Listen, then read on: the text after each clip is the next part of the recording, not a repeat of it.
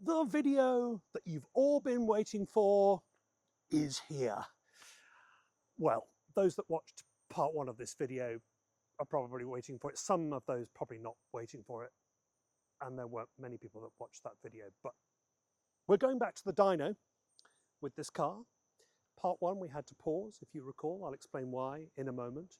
But the objective was to do a small amount of modifications at low expense to see if we could just zhuzh up the amount of power that this car has without doing anything too expensive or onerous like forced induction, turboing, supercharging, all that kind of good stuff. So first thing to do, I think, is to recap, and then I'll tell you the modifications that I've done, and then we'll go to the dyno.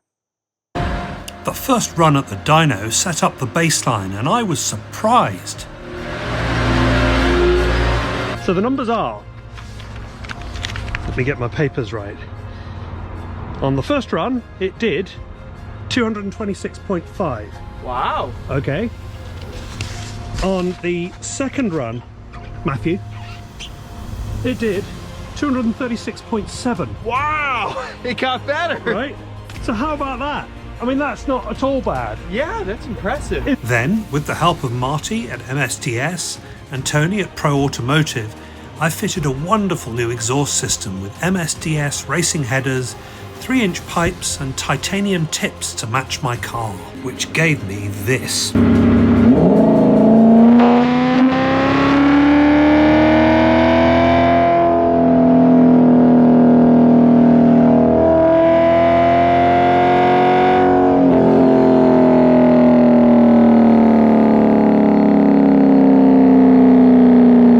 the modifying was going so well until...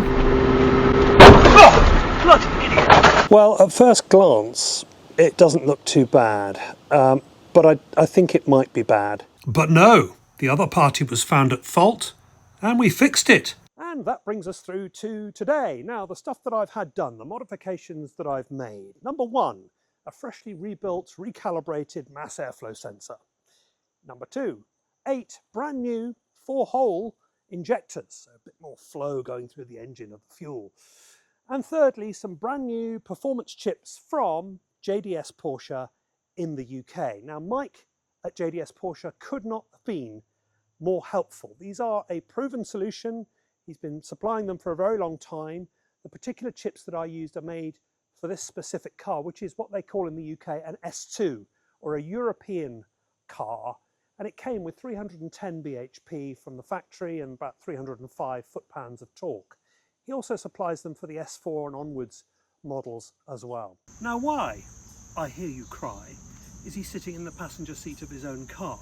Well, I shall tell you. There are 2 ECUs in this box down here. One is for fuel and one is for the ignition. You have to make sure you've got the right one for the fuel one. I didn't, and I had to buy a new one, find a replacement one, and mine had an older one in it. And then you just take the chips out of each of those 2 boxes and replace them with the 2 chips that JDS give you. Did I do that myself? No, I didn't. I got Matt to do it. So let's go and talk to Matt, and he'll explain all the work that he's done on the car, the mass airflow sensor, the injectors, and the chips. And he did one extra thing as well to the dashboard that's been plaguing this car. Let's go and see Matt. All right, so under the hood then, what we did, I think, was to change the injectors, and we did the MAF as well. In changing injectors on one of these, is that a nightmare of a task? How does that work? No, it's really not that bad. You can almost see them right there. Oh yeah, the orange one. Yeah, and then right here. So yeah. This is your injector rail. Okay. You have one on each side. This one here. Yeah. So pretty much once we move all the air inlets out, you can get to them, you undo them, pull the whole assembly out, change the injectors on the rail, and then pop them back in. Right. So it's quite a straightforward job that somebody could do at home if they wanted to. Yeah, that's not too bad. Yeah, and the MAF's underneath here, isn't it? Yep. Is that right? Yep. Just Which to again, show not the that viewers bad. that I do know just something. But yeah, that's not too bad. That's like a screw in and screw out kind of thing, isn't it? Not even. Essentially, it just gets sandwiched. Oh, really? Where the air filter box is, that sandwiches the MAF in between that and the throttle body. So it's and there's O-rings that seal it in place. Okay. Now, 928 electrics. Have you entirely had enough of 928 electrics? Yeah, or you want some more? Because I can probably give you more if you want it. It's been a battle. It's been a battle. So we've moved the game forward a bit this time. So guys, what we've done this time is to install a Lutz printed circuit board behind the gauges in the car to try and fix that. And after that was done and literally all the lights and all the gauges worked, it was time to get back to the dyno. So we're on our way to see Tony at Pro Automotive in Naugatuck, Connecticut, and use his dyno and see what we've been able to achieve here. But what does my butt dyno say? How does it feel? Well, I don't think I got the benefit of the new exhaust system, the headers and the 3-inch pipe, until we changed the injectors. So that's the first recommendation I would make. They were original on this car, and that's absurd how you go 40 years without changing injectors, but it made a big difference, and it made a lot of the the power be realized that we've got from just the exhaust. The new MAF, probably not much by itself, but that's sort of a requirement of using the chips. So the chips then made another quite a big bit of difference. So combining the two, it's not a wallop in the back like you get from a turbo car or an electric car. Nothing like that. It's fairly subtle, but it has made the car a lot more usable. It feels more powerful. I'm definitely getting more power.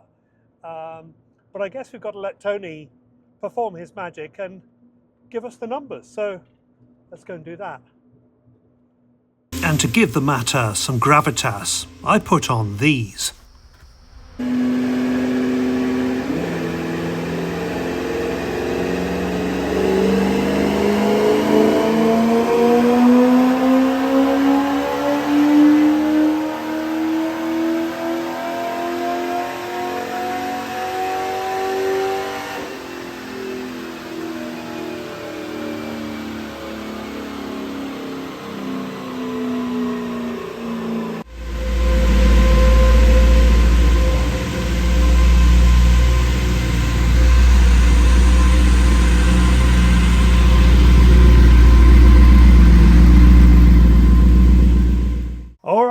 I have the results. So let's see what we did. I'm going to refer to my notes here. Now, remember that when it came out of the factory, we had 306 bhp and about 305 foot-pound of torque. That's from the factory. And then when we did it the first time, the first run on the dyno, it gave us 296 at the crank bhp and 268 of torque, which wasn't bad, I thought, at the time. Now, coming to the after results now, remember all the work that we've done here, we got on the bhp a 12.7% increase, which is not bad. It takes us to more, actually, than it came from from the factory. 333 bhp at 5,700 RPMs. And that's lower down the rev range. I'll show you the graphs in just a moment.